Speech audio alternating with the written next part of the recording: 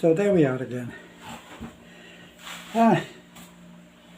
So it's hardly worth worrying about these people, but sometimes you can make a point by mentioning them, and for me that's not the same as giving them a platform to work on.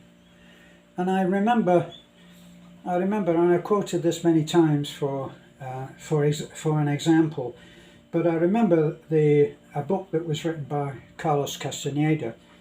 Carlos Castaneda went as a kind of a seeking enlightenment mission, and he went to Mexico, and he spent a lot of time. I'm trying to get my legs comfortable. He spent a lot of time with a guru, a wise man, right? Who was named Don Juan, and he spent a lot of time with Don Juan. And I remember one part of the book where he said to Don Juan, why do I have people who seem to have nothing more to do than pick at me and criticize what I do? No matter what I do, they're never satisfied. Now, the surprising reaction of Don Juan was, you should treasure these people.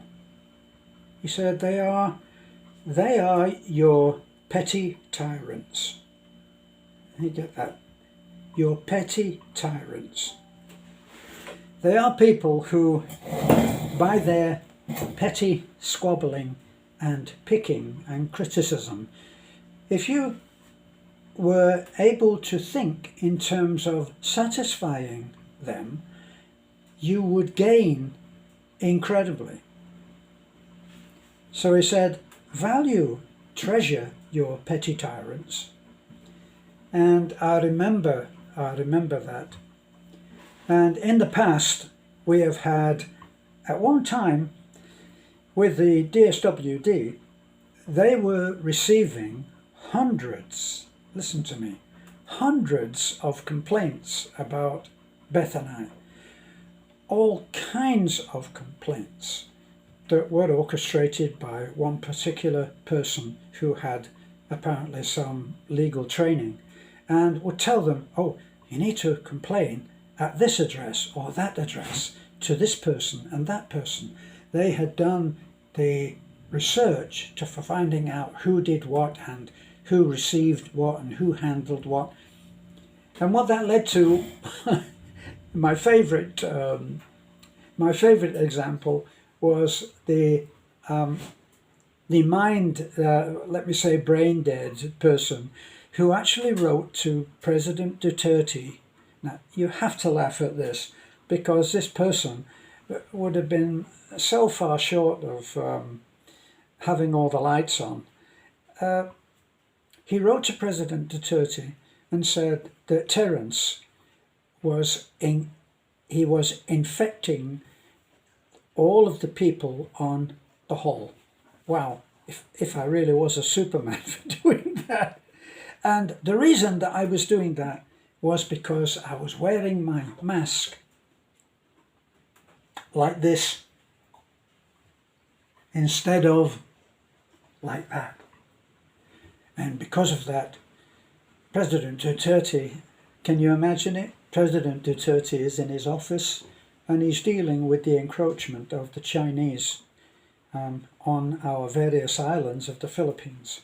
And he would say, I can imagine him saying to his assistant, oh, by the way, can you just put the Chinese thing on hold for a little while, because that man, Terence, is not wearing his mask properly, and we've got to do something about it. So, the Office of the President sent down to the PNP in Talabong, and 4 armed policemen came to our house about me and my mask. Well, of course, the PNP were as embarrassed about it as anybody should be, and asked us to fill in that line on the paperwork which said that we had taken a test, which we took a test a blood test for COVID. So that was one of our petty tyrants, and I remember putting this to good use once. The idea of a petty tyrant. I took it as a petty tyrant is someone who seems to be unreasonably critical of you. So I was asked to engineer a console. This was by a company which apparently is not in business anymore, but they were the premier rental company for anybody in LA, in California, anybody making a movie.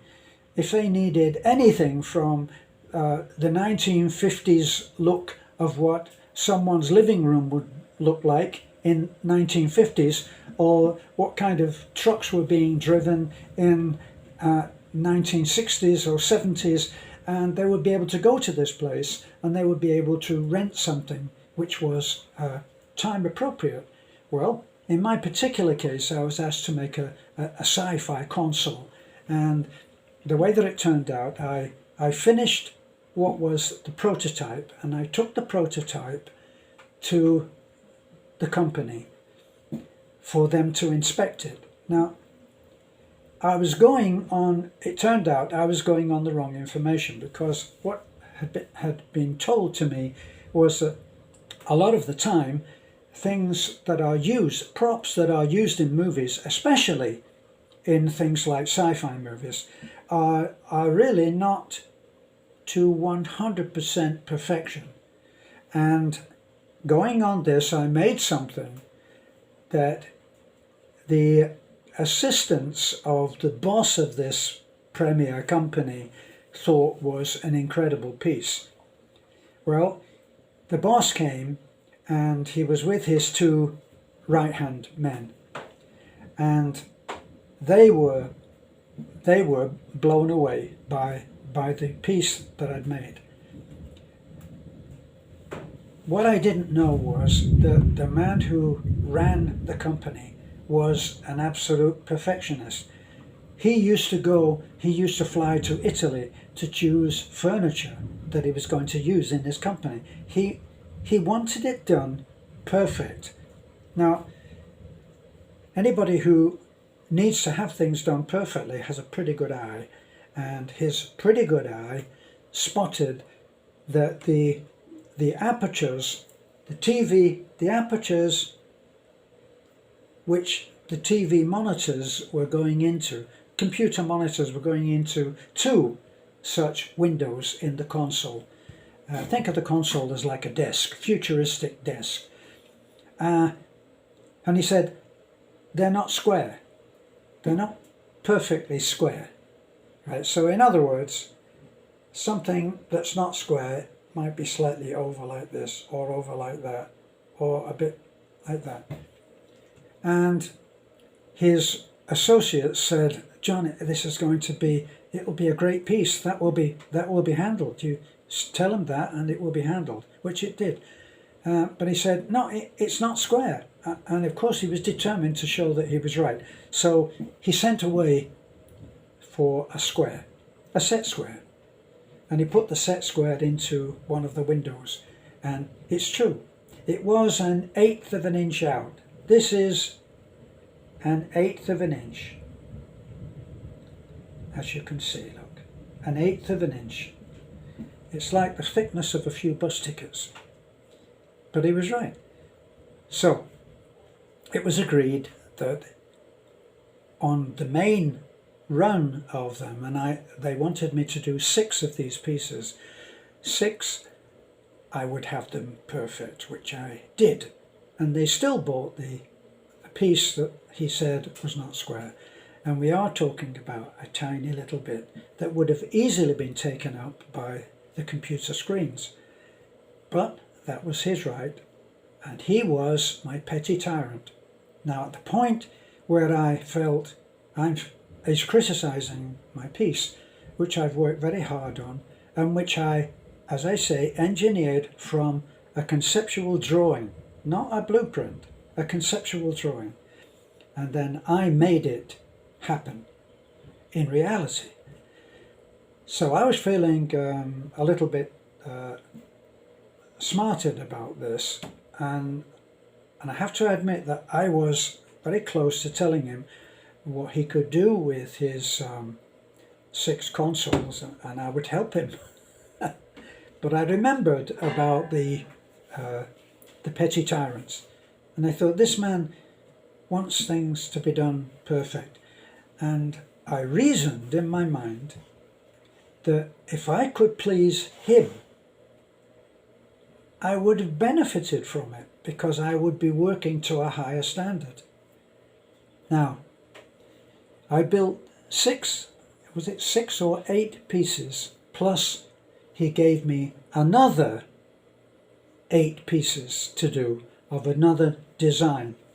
So when I had delivered the last of the console that he had criticized, he actually came out to me, and for a man of few words that he was, this amounted to a very big compliment. He said, well, I have to admit, I didn't think you could do it, but I couldn't be more pleased. Woo!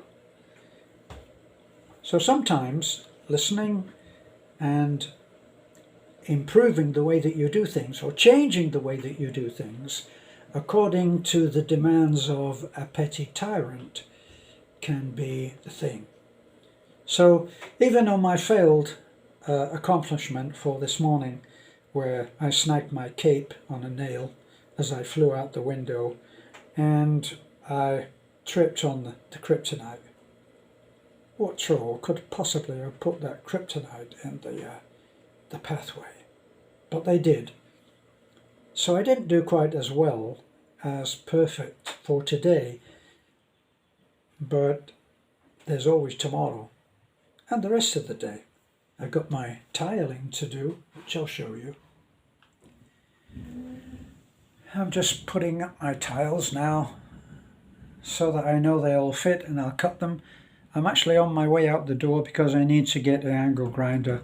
My angle grinder is on loan at the building site. I'll have to go there and borrow it and come back, and I'll cut down these few tiles, and then very soon we'll have a kitchen, albeit a very simple one. Thanks for being with me. Bye for now.